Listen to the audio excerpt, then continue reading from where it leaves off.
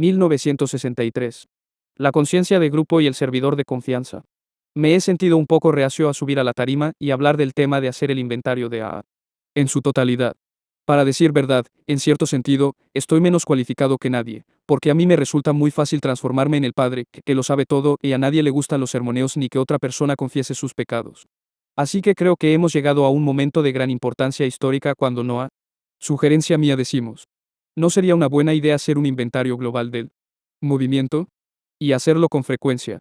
¿No sería una buena idea invitar a algunos de nuestros amigos, no alcohólicos que conocen la jugada aquí, que tienen un punto de vista perfectamente objetivo, y dejarlos decir lo que realmente piensan sin pelos en la lengua? Creo que es una señal de nuestro desarrollo el considerar tal idea. Es magnífico. También creo que es una señal de nuestra madurez el que el artículo haya ofendido a los borrachos del movimiento menos que a nuestros amigos no alcohólicos. Los temas de un inventario son, por supuesto, muchísimos.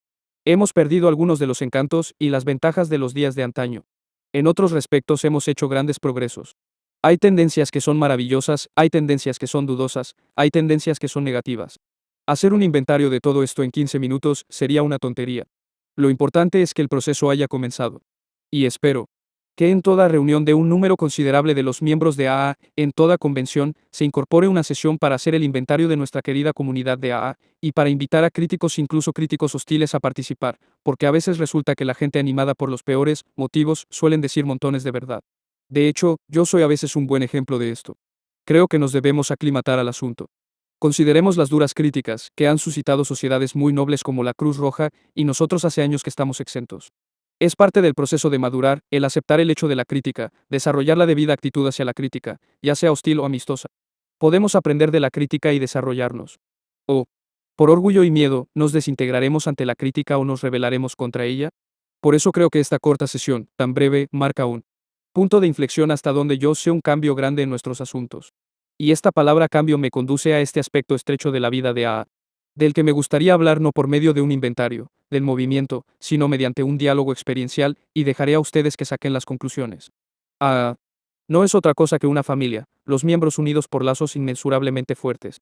Y, por ser una familia, estoy seguro de que debe estar sujeta a la sabiduría que el mundo ha acumulado con respecto a las familias en general. Todo el mundo sabe que los menores de la familia van del nacimiento a la infancia, a la adolescencia, y luego, un día, ya sea que hayan madurado o no, tienen que ser responsables. Estas son las etapas que hemos venido atravesando: el nacimiento, la infancia, la adolescencia. Y ahora nos encontramos en el umbral, no de la madurez, pero hemos llegado a la edad de plena responsabilidad. Es un evento de gran trascendencia y envergadura, ya sea bueno o malo, el presagio, porque ninguna sociedad puede mantenerse inmóvil, tiene que progresar o retroceder, y no estamos exentos. Es una ley fundamental de la vida. Pues los chicos y las chicas de la familia aspiran a hacerse mayores, pero paradójicamente todos se resisten a hacerlo. ¿Verdad? Yo me he resistido. Y tú te has resistido. Nos resistimos a hacernos adultos si lo estamos pasando muy mal y nos resistimos a hacernos adultos si lo estamos pasando muy cómodamente. Simplemente no nos gustan los cambios grandes. Vivimos ahora en un periodo de cambio, que casi ha desacreditado el viejo refrán francés que dice cuanto más cambian las cosas más siguen igual. Pero es cierto en lo que concierne a nuestros principios básicos. En ese sentido, ese refrán expresa para nosotros la verdad. Si bien ha pasado de su infancia a su adolescencia y ahora se encuentra al umbral de plena responsabilidad, cuanto más ha cambiado en cuanto a sus principios, más sigue igual. Ahora, al echar una mirada atrás y reflexionar sobre estos cambios, en AA, los más difíciles han sido cambios de función o en los medios de funcionar. Me acuerdo de un primer cambio, muy crucial, en AA. Cuando estaba todavía en su infancia, con las personas nuevas que pasaban por las puertas durante los primeros años. El doctor Bob y yo éramos los padres que literalmente lo sabían todo, por la muy buena razón de que los recién nacidos todavía no sabían nada. Por eso tuvimos derecho de considerarnos los padres, y esta situación fue muy natural y correcta. Y la primera advertencia de que los tiempos estaban cambiando la tuve ese día cuando, aún antes de tener un nombre, el grupo reunido en nuestro salón de estar me dijo: no puedes aceptar este puesto de terapeuta profesional en el Charlie Towns. El aceptarlo destruiría las oportunidades de todos los que están por venir. Si lo aceptas, puedes hacer algo bueno hasta cierto punto, pero en este caso, lo bueno es el enemigo de lo mejor. Así que, basándose en su propia experiencia e indiferentes a mis deseos de seguridad e importancia, me dijeron la verdad. Ellos sentían temor en cierto grado, pero hay dos tipos de temor. Ellos sentían el tipo correcto de temor, el cual les había conducido a conclusiones verídicas e ideas constructivas. Yo sentía el tipo de temor del cual el mundo de hoy día está sobrecargado, de que no estaría suficientemente seguro, que no sería suficientemente importante. Pues obedecí este mandato a regañadientes, reconociendo que tenían razón y por un muy contundente motivo puramente egoísta de que si no lo obedeciera, me tirarían de las orejas y perdería mi posición. Ahora bien, esto fue el evento histórico, número 1, todavía en el periodo de infancia. Ese cambio no tuvo un gran efecto devastador en nosotros ya que yo era el único en sentirse airado. Ese fue el comienzo, ya habrán adivinado, de la tradición de la conciencia de grupo. Ahora consideremos esta conciencia de grupo desde una perspectiva inversa. Creo que casi hemos transformado en un fetiche la creencia de que hay algo de tremenda infalibilidad en la conciencia de grupo, y me gustaría modificar esta idea en este sentido, cuando la conciencia de grupo esté detalladamente informada, y cuando la experiencia apoye la conclusión o decisión que haya tomado, y cuando no esté demasiado enojada o temerosa, puede ser y casi siempre lo es, sumamente sabia en lo referente a lo que sería lo mejor para Alcohólicos Anónimos. Cuando pensamos en la segunda tradición, me animaría a decir que todos pensamos en la empresa de la conciencia de grupo, y hay un elemento que se suele ignorar, se llama el servidor de confianza. Ahora nos estamos planteando una cuestión relacionada con nuestros asuntos, y hemos venido considerándola pausadamente desde ya hace años. La de definir cuál debe ser la relación del servidor de confianza con la conciencia de grupo. No es muy fácil concretar esta definición, porque es una definición de liderazgo bajo Dios, bajo la autoridad final de la conciencia de grupo, que, de vez en cuando, puede estar equivocada. Y hay que tener en consideración la falibilidad extrema de los supuestos servidores de confianza. La mía es bien conocida. Los grandes problemas ocurren cuando el supuesto servidor de confianza, estrictamente en su propio interés, se ha echado por un atajo, para hacer su agosto, para ser distinguido, para contar con su seguridad, en otras palabras, cuando está poseído por el temor. ¿Cómo confiar en gente así? Y cuando alguien se encuentra en una situación así como yo, como todos ustedes los trabajadores de servicio, como toda persona que hace una visita de paso 12 es nuestro gran líder y servidor de confianza en ese mismo momento. Representa la conciencia de grupo. Marca la diferencia entre la vida y la muerte. Nosotros, reunidos aquí, solo hacemos posible su trabajo, pero esto es un asunto de suma importancia. Bien, hemos llegado a la época, en la historia de A. Cuando tenemos estos grupos, todavía nos sentimos algo inseguros acerca de nuestra sobriedad, tenemos varios problemas de grupo, las reuniones todavía se celebran en casas particulares, somos un pequeño club con ambiente acogedor en espera de la llegada de algunos borrachos. Ya hay diversas ideas sobre cómo proceder, algunos tienen el enfoque bíblico, algunos tienen el enfoque cerebral, algunos tienen elementos del enfoque de los grupos Oxford y, poco a poco, un programa comunicado verbalmente basado en 6 pasos. Y esa fue la pequeña y alegre sociedad secreta. Después de la publicación del libro grande, se nos presentó la propuesta de publicar un artículo en el Saturday Evening Post y habíamos tenido ya alguna publicidad. Todo eso debería de habernos convencido de que, probablemente, íbamos a estar seguros si seguiríamos haciéndolo así. Pero hubo fuertes protestas de parte de miembros que dijeron, esta cosa nos va a arruinar. Nos veremos inundados de gente. No podemos lidiar con multitudes. O, el Saturday Evening Post va a ganar dinero con esta publicación, tal vez le vayan a pagar a Wilson por el artículo. Los dos cofundadores van a ser semi-anónimos, pero van a figurar en el ensayo. Puede que esto vaya a inflar sus egos y acaben borrachos. Todo tipo de preocupación fue expresada por los que estaban lejos de la escena y todavía no veían la necesidad. Pues, ya teníamos el apoyo de una junta de custodios, el doctor Bob y yo no teníamos que aceptar toda la responsabilidad. Y es probable que en ese mismo momento pasamos de la infancia a la adolescencia y emergimos en la escena nacional, pero había una gran resistencia. Como consecuencia del artículo publicado en el Post, los grupos surgieron como hongos. Y luego entramos en una fase, en la que la conciencia de grupo volvió a ser la gran inteligencia. Pueden ver ustedes cómo esto va alternando entre decisiones que los servidores de confianza tienen que tomar y decisiones que la conciencia de grupo debe tomar. Y en los grupos, a los miembros, les estaba resultando dificilísimo llevarse bien los unos con los otros y aquí, en nuestra pequeña sede mundial nos vimos inundados de cartas con todo tipo de quejas y problemas. Y los grupos que tenían los dolores de cabeza más numerosos de más larga duración estaban empezando a remediar esos dolores de cabeza. Y empezamos a redistribuir los remedios de los grupos a otros grupos que no estaban haciendo progresos. Los servidores de confianza fuimos en esa época distribuidores. Personas informadas por las experiencias de esa conciencia de grupo. Esta vez no estuvimos redactando libros sagrados ni grabando en lápidas infalibles 12 pasos, ni mucho menos. El movimiento nos estaba diciendo cuáles eran sus problemas y al contárnoslos nos estaba diciendo lo que no debiéramos hacer nosotros, o sea, lo que ningún miembro debería hacer: romper nuestro anonimato, ganarnos un montón de plata, y todo lo demás. No obstante, alguien tuvo que tomar la iniciativa aquí entre los servidores de confianza. Alguien tuvo que tomar la decisión de codificar estas experiencias. Un amigo mío me abordó y me dijo, ¿por qué no lo haces tú? Al principio tuvimos la forma larga de las tradiciones, entonces, Ealte llegó de Chicago y me dijo, pues, ¿por qué no las cortan un poco para que tengan más o menos el tamaño de los pasos? Y hecho esto, cuando las publicamos en Grapevine, mucha gente dijo, todo esto está equivocado y ¿para qué sirven a fin de cuentas? Nos estamos manejando bien. Y no es sino la suma de las esperanzas y temores que Wilson tiene para este movimiento, tienen que ver con su ego, una cosa muy comentada. ¿Qué queremos con estas tradiciones? Y en los lugares donde los grupos todavía no tenían dificultades, hubo una apatía total.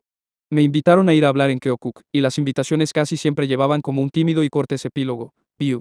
¿Te importa contar tu historia? Para la mayoría de la gente, estas tradiciones son un tema bien árido. Así que las tradiciones se generaron, pero primero fue necesario publicarlas y luego tuvimos que probarlas y afortunadamente no había errores garrafales. Lo que las convirtió en tradiciones fue su uso y aceptación por el movimiento en general. Y en Cleveland lo formalizamos adoptando estas tradiciones, pero en la Carta Constitutiva de la Conferencia, promulgada en esas fechas, dejamos latitud para enmendar estas tradiciones o los pasos, con el consentimiento de las 3/4 partes de los grupos de AA, así dejando la puerta entreabierta. Primero es la conciencia de grupo, y luego es el servidor de confianza, y los dos trabajan en conjunto, y la esencia es la necesidad de buen criterio. Si no lo hay, tendremos una burocracia sobrecargada de poder por un lado, o por el otro lado, la ficción de que contamos con una conciencia de grupo infalible, que sin saber nada del asunto, es, no obstante, súper sabia y, amigos, no es así. Ahora tenemos un caso más. Consideremos esta conferencia misma. Cuando se propuso la conferencia, era el año 1946. Las tradiciones habían sido publicadas, y consideramos a nuestra Junta de Custodios como el último depositario de todos nuestros fondos, nuestras relaciones públicas, los guardianes de las tradiciones y todas las cosas de esa índole. Y eso fue justo y correcto. Y esto tendría que ser un elemento del plan de sucesión. Nosotros los fundadores llevábamos dos sombreros, uno representaba este puesto en la Torre de Marfil, el otro, la tarea práctica y realista de hacer funcionar todos estos servicios, dirigidos por personas extremadamente volátiles, entre ellas, nosotros. Por lo tanto, se propuso celebrar la conferencia primero, porque era evidente que estábamos realizando trabajos aquí. Los grupos los apoyaban porque podían ver algunos de los efectos de nuestros trabajos, se atrevían a enviarnos dinero, aunque teníamos personas no alcohólicas integradas en la Junta, porque creían que teníamos que seguir prestando estos servicios, etc. Así que nos dimos repentina cuenta de que teníamos servicios que nos habían hecho posible hacer una cantidad enorme de trabajo de paso 12, porque los servicios ya habían formulado la literatura y las tradiciones y porque los servicios, hasta cierto grado, se habían encargado de las relaciones públicas. Por lo tanto, los involucrados en estos servicios, los custodios y nosotros los que trabajamos en la sede, estábamos convencidos de que esta cosa tenía que seguir funcionando. Y creímos que era necesario que otra cosa sucediera, que los servidores de confianza a ese nivel, no debiéramos llevar a cabo los asuntos de AA, basándonos en principios diferentes de los que se basaban los grupos. Si los grupos tenían la rotación, nosotros debíamos practicarla. Si los grupos lo hacían así, así tendríamos que hacerlo. Nosotros. Entonces nosotros también teníamos necesidad de una conciencia de grupo efectiva, no una cosa nebulosa dispersada por el país, individuos, gente viva que vendrían aquí, así creímos algunos de nosotros. Pero hasta ese punto, nos había resultado tan difícil llevar a cabo los asuntos sencillos de un club, que algunas personas, con razón, dijeron, ¿qué dices? ¿30 elecciones? ¿Para tener un nuevo panel cada 2 años? Imposible, no podían hacer funcionar ni siquiera un club. Y, las cosas nos van muy bien, no creemos que la segunda tradición se aplique en este caso, porque si bien les conviene a los grupos hacerlo, es imposible reunir una conferencia. Y, cuando lleguen aquí, ¿qué van a hacer con nosotros y hacer con esta cosa, cuando vean cómo es? Así habló el temor, y con mucha razón, dijo, no hagamos nada y encima mantengámoslo sencillo. Bien, entonces, ¿quién tiene la responsabilidad final? Otra vez el temor de crecer. Una función, si ha de funcionar, tiene que estar organizada. Tiene que estar vinculada a lo que paga sus cuentas. Y por ello fuimos achicándonos, casi todos nos achicamos, y creo que ustedes querrían entender francamente que de entre todos los miembros componentes de la Junta y del personal de la sede había solamente 2 partidarios de esta conferencia, y así fue, debo añadir, con cierta razón, hubo riesgos. Los riesgos inherentes al crecimiento. Y esto fue el comienzo de nuestro pasaje de la adolescencia a la plena responsabilidad. ¿Ven ustedes cómo estas etapas han pasado? Al igual que todo adolescente, nos arrugamos ante un compromiso como este. No queríamos correr los riesgos, las cosas nos estaban yendo bien, nos sentíamos cómodos, no queríamos agitar las aguas. Solía ir a visitar a Smithy para consultar sobre este asunto, y le dije, ay, compañero, a nadie le gusta estar en desacuerdo con su mejor amigo. Ya sé que tienes tus dudas respecto a esto y tienes derecho a tenerlas. Por otro lado, contamos con una junta que tiene custodia de la segunda tradición y no está en conformidad con ella. Y, aún peor, no está vinculada con el movimiento, al que sirve, y por esto con el primer error garrafal aquí, se desplomará, especialmente cuando tú y yo nos hayamos ido. No nos engañemos. Bob, aun si no hacemos nada, vamos a hacer historia y tal vez en el momento Equivocado. La nuestra es una sociedad democrática.